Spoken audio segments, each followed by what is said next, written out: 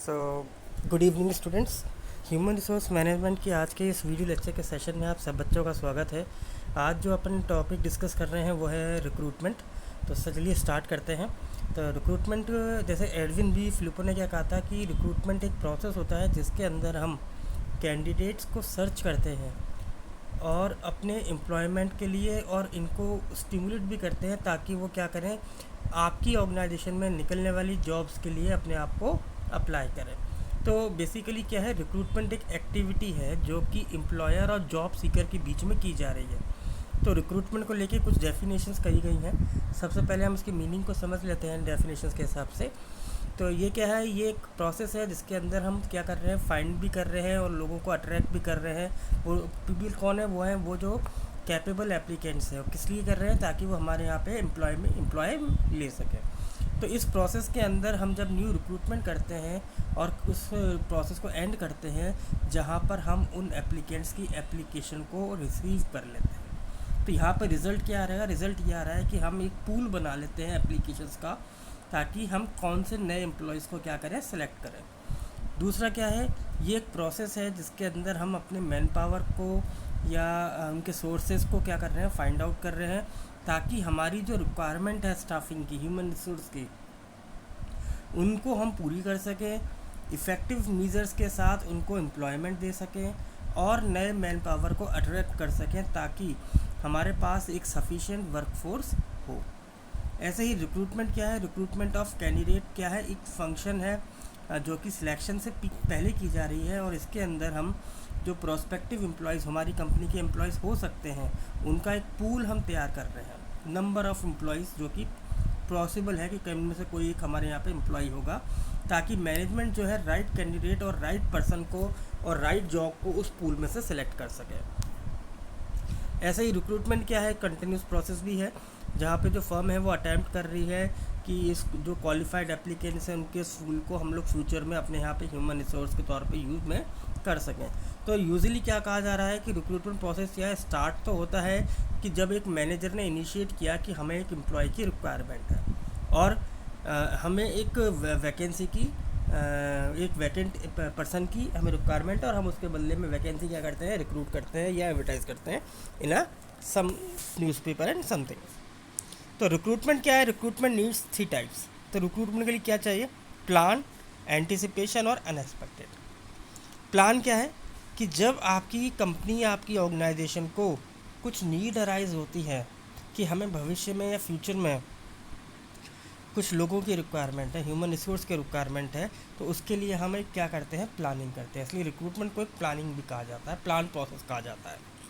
Anticipated क्या है, anticipated need का मतलब है कि वो मूवमेंट्स जो कि ह्यूमन रिसोर्स के द्वारा किए जा रहे हैं और ऑर्गेनाइजेशन एक प्रेडिक्शन कर रही है, ताकि हम इंटरनल और एक्सटर्नल एनवायरनमेंट को स्टडी करके उस रिक्रूटमेंट या एम्प्लॉय की या हमारे यहाँ जो जॉब खाली है उसके लिए हम एक पर्सन को एंटिसिपेट कर रहे हैं। ये तो इसलिए एंटिसिपेटेड वैकेंसी भी कही जाती है।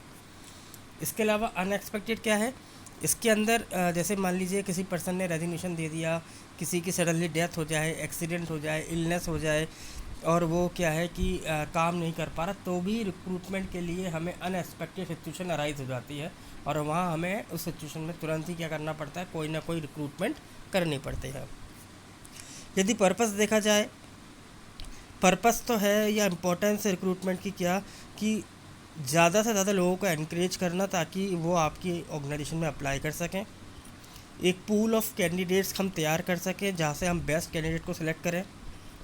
हमारी आज की और फ्यूचर में होने वाली रिक्वायरमेंट को हम एनालाइज कर सकें, एनालिसिस कर सकें और उसके बेसिस पे हम क्या करें, जॉब एक्टिविटीज़ को या जॉब एनालिसिस एक्टिविटीज़ को परफॉर्म कर सकें। रिक्रूटमेंट क्या है, रिक्रूटमेंट एक प्रोसेस है जिसके अंदर एम्प्लॉयर और एम्प्लॉय के बीच में एक लिंक एक इस्टेब्लिश होता है। जब हम कई सारे पूल ऑफ कैंडिडेट्स को अपने यहाँ अट्रैक्ट करते हैं तो उसमें हमारी जो कॉस्ट है वो भी कम हो जाती है। It also help the success rate of selection process, क्योंकि जितने बार भी आपने रिक्रूटमेंट ड्राइव करी, आपने उतनी बार भी जितने लोगों को सिलेक्ट किया, उससे क्या होगा कि आपके यहाँ पे जो अंडर और ओवर क्वालिफाइड लोग हैं वो आपकी जो पॉसिबिलिटी है करने की वो ख़त्म हो जाती है।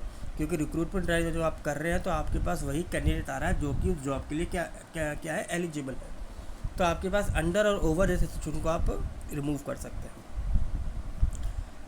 इसके अलावा जो एक प्रोबेबिलिटी आप रिड्यूस कर रहे हैं वो क्या, कि जो जॉब एप्लीकेंट्स हैं एक बार उनका सिलेक्शन हो गया तो वो ऑर्गेनाइजेशन को एक शॉर्ट पीरियड ऑफ टाइम में नहीं छोड़ के जाएंगे। ऐसे ही रिक्रूटमेंट के अंदर हम कुछ लीगल और सोशल एप्लीकेशंस को फॉलो करते हैं जो कि हमारी वर्कफोर्स से के द्वारा हम लोग संबंधित रखते हैं इस चीज़ को। और इसके अलावा जो हम लास्ट पॉइंट जो इम्पोर्टेंस नज़र आती है वो ये कि इसके अंदर जो ऑर्गेनाइजेशन और उनकी इंडिविजुअल इफेक्टिवनेस है वो हम डिफरेंट तरीके से बढ़ा भी सकते हैं, और डिफरेंट टेक्निक को यूज़ करके हम जॉब एप्लीकेंट्स को भी क्या कर सकते हैं, अपने यहाँ पे अट्रैक्ट कर सकते हैं। अब आता है ऑब्जेक्टिव। ऑब्जेक्टिव क्या है? सबसे पहले तो ये देखना कि आपकी कंपनी का जो ऑब्जेक्टिव है, कि आपकी ऑर्गेनाइजेशन के क्या ऑब्जेक्टिव्स हैं और उनको आप कैसे अचीव कर रहे हैं, और ये सारी चीज़ें अपनी पब्लिक के माइंड में उसको डालना। तो रिक्रूटमेंट से हम क्या करते हैं, हमारी ऑर्गेनाइजेशन की जो ऑब्जेक्टिव है उनको हम कंपनी के जो अदर पब्लिक है उसको हम समझाने में मदद कर सकते हैं रिक्रूटमेंट के लिए। ऐसे ही हमें भविष्य में कितने लोगों की रिक्वायरमेंट है ये हम रिक्रूटमेंट से पता हमें लग जाता है। इसके अलावा जो कंपनी है वो अपने आप को जब एडवर्टाइज़ करती है तो वो जो कैपेबल और एलिजिबल कैंडिडेट्स हैं जिनके अंदर क्वालिटी है, स्किल्स है, उनको अट्रैक्ट कर सकती है। और लास्ट जो ऑब्जेक्टिव आता है वो ये कि आप जब किसी एम्प्लॉय को आप अपने यहाँ पे सिलेक्ट करते हो तो आप अपने यहाँ पे डिफरेंट अदर ह्यूमन रिसोर्सेज को भी अपॉर्चुनिटी दे रहे हो टू कॉम्पीट और to be a successful employee. तो रिक्रूटमेंट क्या है कि रिक्रूटमेंट को बहुत सारे फैक्टर जो है इन्फ्लुएंस करते हैं, बट मेजर दो तरीके के फैक्टर्स होते हैं, इंटरनल और एक्सटर्नल। एक्सटर्नल फोर्सेस कौन कौन से होते हैं? जैसे अनएम्प्लॉयमेंट। देखिए रिक्रूटमेंट क्या होता है, क्योंकि रिक्रूटमेंट तब भी करना चाहिए जब हमारे देश में अनएम्प्लॉयमेंट है। अगर बेरोज़गारी बढ़ रही है तो रिक्रूटमेंट होना स्वाभाविक सी बात है। यदि अनएम्प्लॉयमेंट रेट हाई है तो कंपनी जो होगा उसको रिक्रूटमेंट करना ज़्यादा आसान हो जाएगा, उनको बेहतर एम्प्लॉय मिलेंगे, कैपेबल एम्प्लॉय मिल जाएंगे। ऐसे ही आता है आपका मार्केट क्या कहता है कि अगर हम मिडिल लेवल पोजीशंस के लिए रिक्रूटमेंट करना चाह रहे हैं, सुपरवाइजरी लेवल पे करना चाह रहे हैं, या फिर हम नॉन मैनेजरियल